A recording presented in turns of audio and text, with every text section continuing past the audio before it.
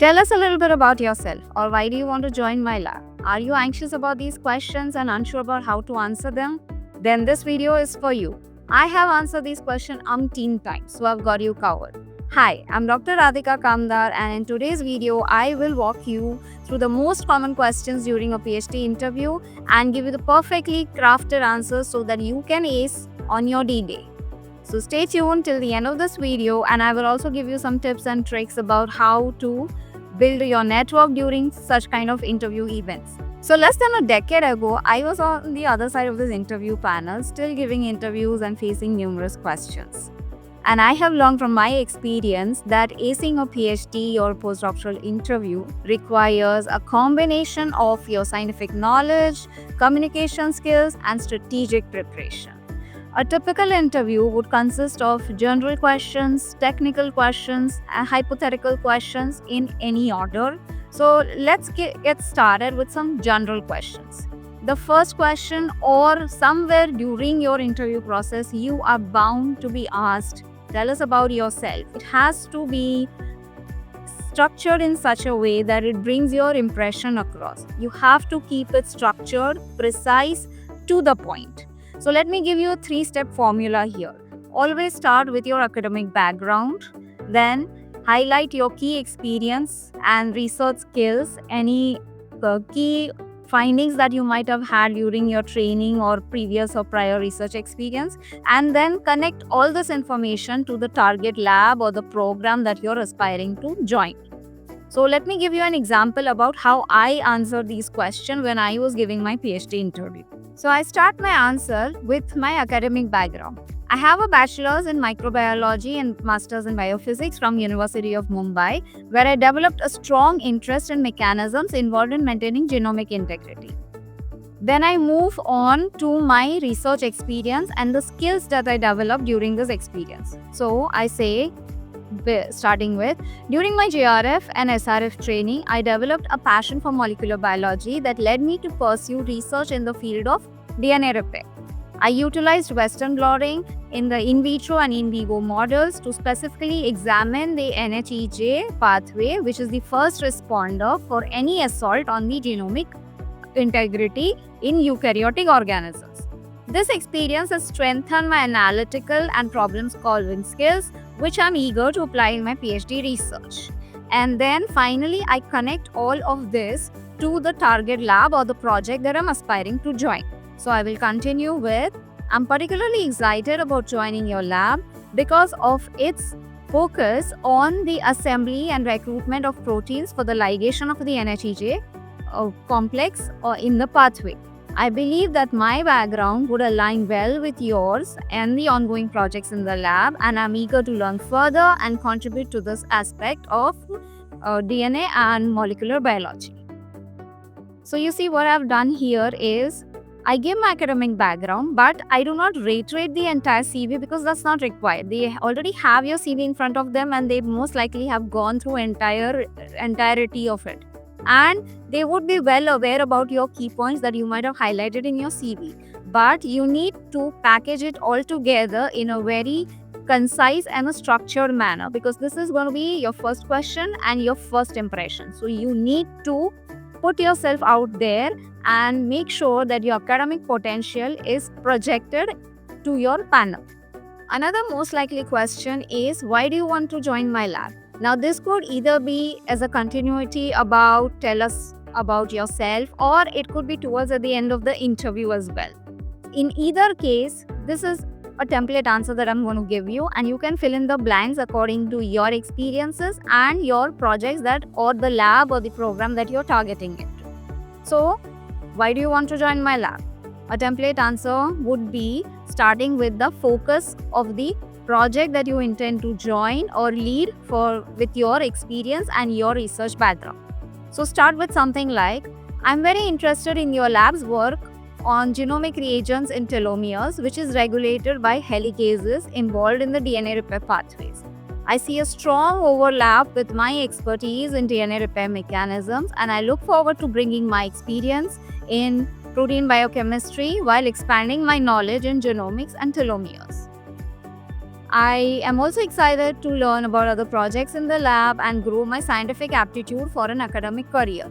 Now, here, name a couple of projects that are ongoing in the lab, which may or may not be directly relevant to what you are doing, because a large group would have multiple projects and they might be interconnected, but sometimes they might be totally different topics depending on the strength of the lab.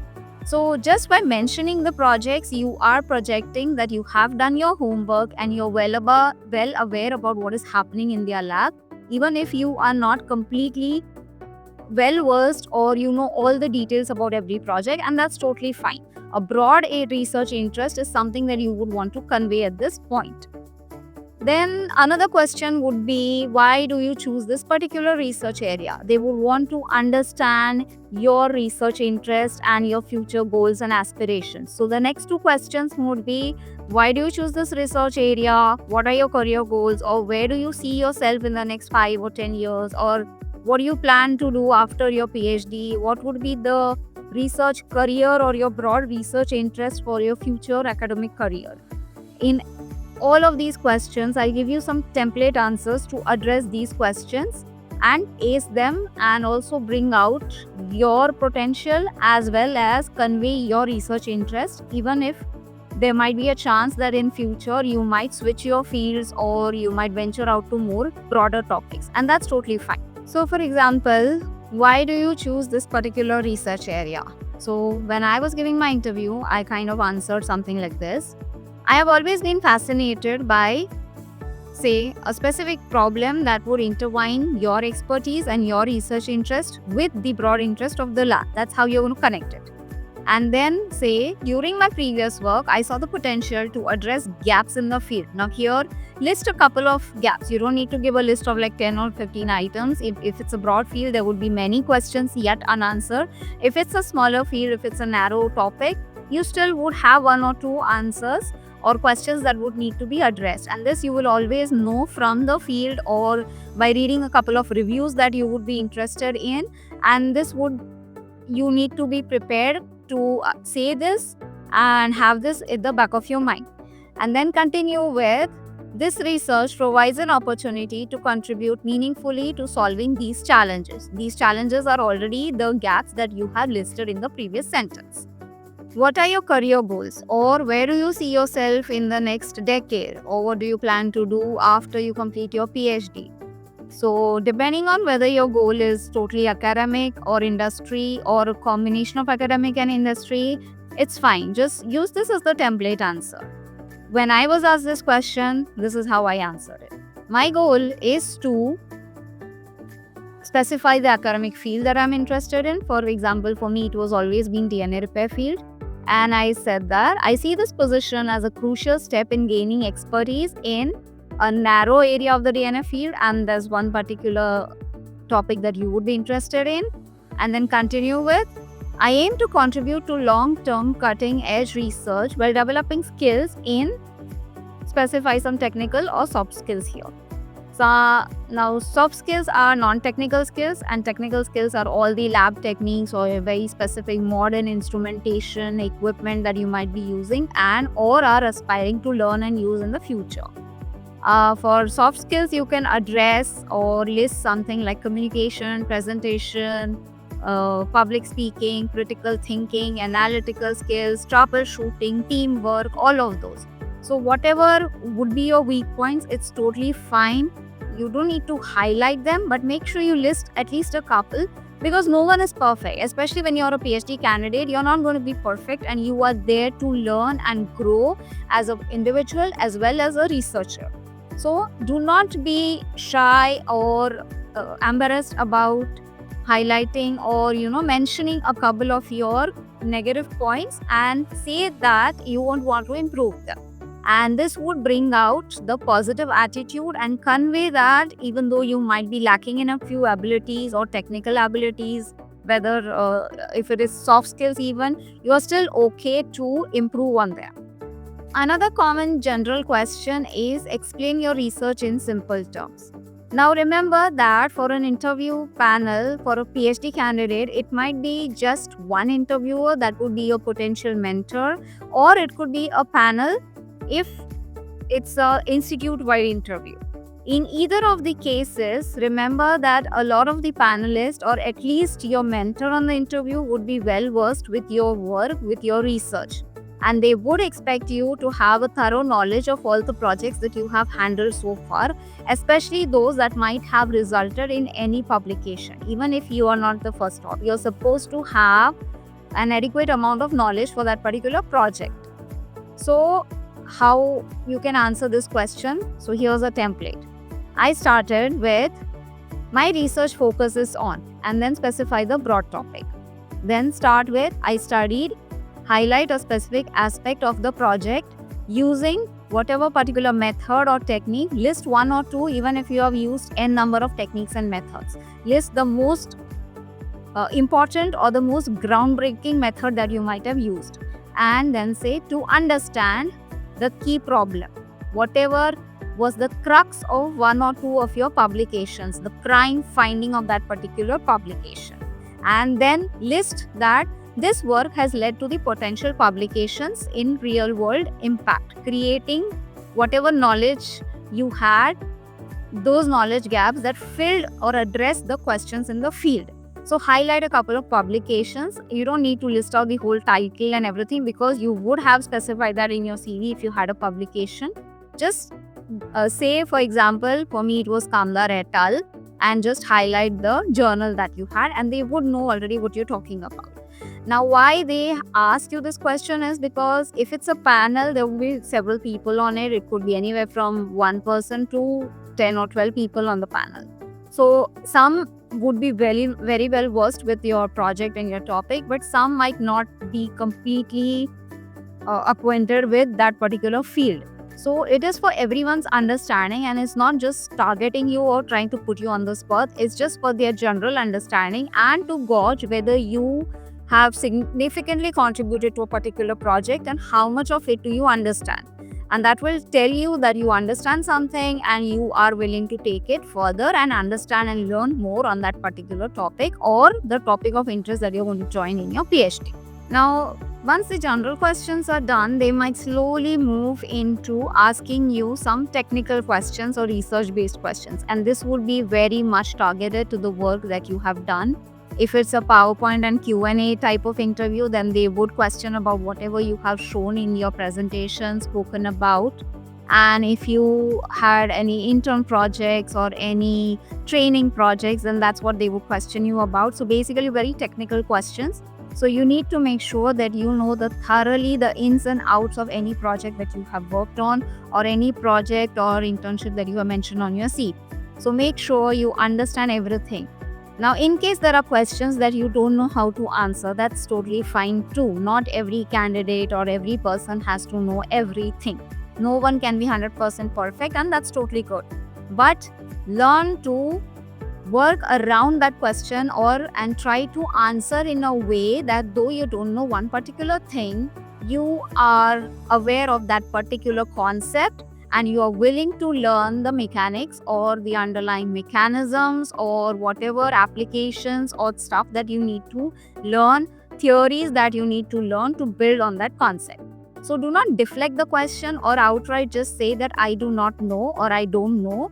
Try to say something like, I am unsure about this particular concept if they have asked such thing, but this is what I know and this is how I plan to integrate that and learn more about that particular concept.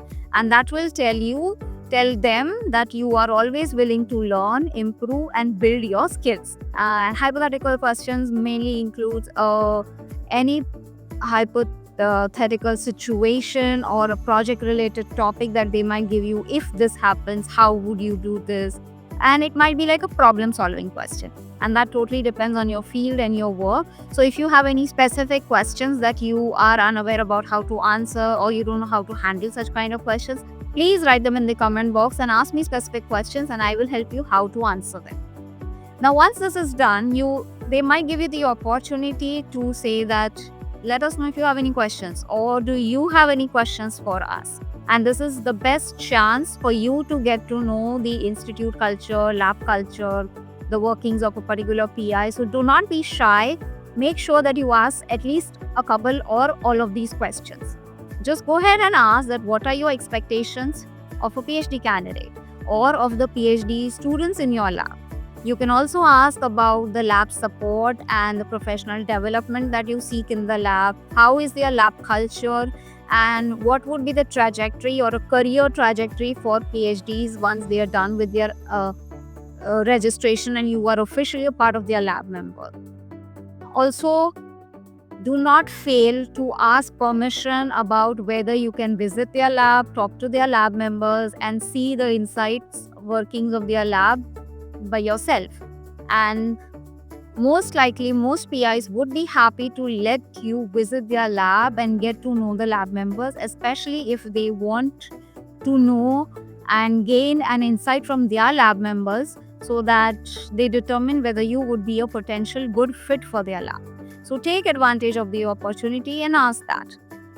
Now, another thing that you can do is once you are allowed to visit the lab, do not be shy. Talk to the lab members, ask them about the work culture, the timings, the lab meetings, if there are any lab retreats, events, how often they bond as a team in the lab, like the corporate culture these days. Even lab groups have bonding events, meeting events. They do go out once in a quarter or once in 6 months, depending on the strength of the lab, the funding opportunities.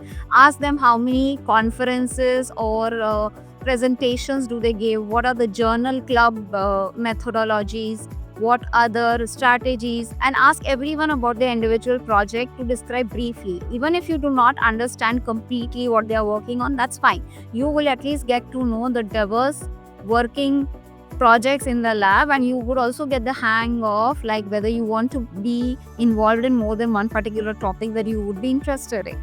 You would also get to know the friendliness, the total environment in the lab, the diversity in the lab. So this is a good chance. Another thing to keep in mind is that some of these places, especially the Ivy League institutes, premier institutes, they do have mixer events at the end of these interview days. It could be in a couple days, depending on the number of candidates they are interviewing. It could be on the same day of your interview or at the end of the week or whatever. But do stick around, stay around, take advantage of these opportunities. But during the mixer also, behave professionally, interact professionally. It's okay to make friends and talk to everyone you encounter, whether it is lab members, colleagues, or PIs from your same department, other departments, staff members, anyone and everyone, but behave professionally. Do not backbite or badmouth any of your previous lab members, colleagues, PIs, anyone that you might have not had a good experience with in the previous academic world. And that is because you don't know. Academic world is large, but it's also very small at the same time. You don't know who knows whom, and your answers, your behavior, what kind of impact they might have on your future decisions or future career. So make sure you behave professionally because you are always being judged. You are always being assessed, especially by the lab members that you aim to join in the future. I know that when we were members of particular lab, our PIs used to give our opinions a lot of weightage, whether a particular potential candidate would be a good fit in our lab. So our opinion mattered. So same way, expect that the opinion of your lab members, future lab members, would matter to your PI and it would hold weightage. So depending on how you came across to these people, their judgment might have impact on the decision for your application. So always behave professionally, cool, calm, and just focus on bringing out your academic potential. Now let me give you a pro tip here. I have already given you the template for all the potential questions and the answers that you can use. They are well crafted, perfectly crafted. But make sure you fill in the blanks, write down your answers and rehearse them a few times. But remember that you do not need to learn them by heart. Let your thoughts flow naturally on your interview day. The only thing is that if you are practiced, you will be able to answer confidently and you will be on your way to acing these interviews. You do not need to worry about learning them totally by heart, word by word. And if you flow naturally, it will make you even look confident. It will make you come out as a genuine candidate. So also check out my previous videos on how to prepare yourself mentally and physically physically for the interview day. I have also made a previous video on how to dress for the D-Day. A combined package, a complete ensemble would make you look confident. It will make you feel confident and it will help you ace the interviews. So do not be afraid. It's okay to be a little nervous. It's okay to be a little bit anxious because that will help you channel your energy. But it will also keep you focused. It will keep your brain sharpened. So let me know if you need any more dedicated videos on the interview, any particular questions that you might have and you are not sure about how to answer them on the D-Day. Write them in the comment box and let us know how I can help you. And do not forget to like, share, subscribe this video. It will help anyone who needs a guide on how to ace your D-Day, how to perform on your PhD interview. So good luck for your interview and let us know how you did on your D-Day.